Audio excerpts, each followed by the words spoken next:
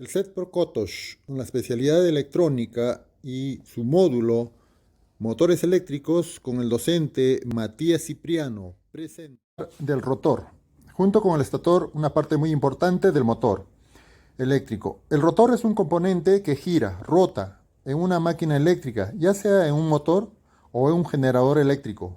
Junto con su contraparte fija, el estator forma un conjunto fundamental para la transmisión de potencia en motores y máquinas eléctricas en general. Continuamos con otro componente ya en el rotor.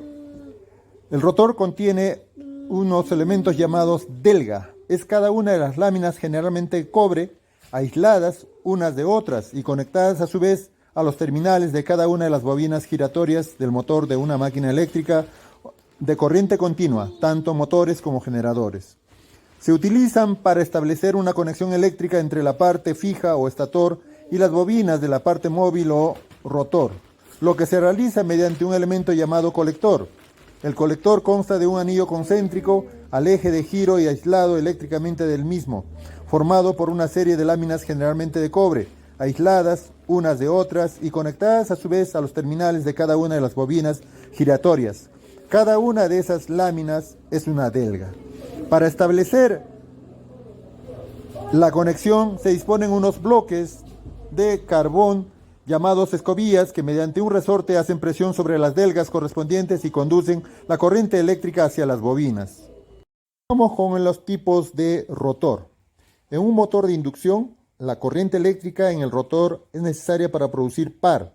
Se obtiene mediante inducción electromagnética del campo magnético giratorio del devanado del estator. El rotor de un motor de inducción puede ser un rotor de jaula de ardilla o un rotor de tipo bobinado. Continuamos con otro elemento importante en el motor eléctrico. Son los elementos llamados cojinetes. Estos cojinetes contribuyen a la óptima operación de las partes giratorias del motor. Se utilizan para sostener y fijar ejes mecánicos y para reducir la fricción, lo que contribuye a lograr que se consuma menos potencia. Los cojinetes pueden dividirse en dos clases generales. Uno, que son los cojinetes de deslizamiento, y dos, que son los cojinetes de rodamiento. Por último, tenemos las fallas más comunes que se presentan en los motores eléctricos.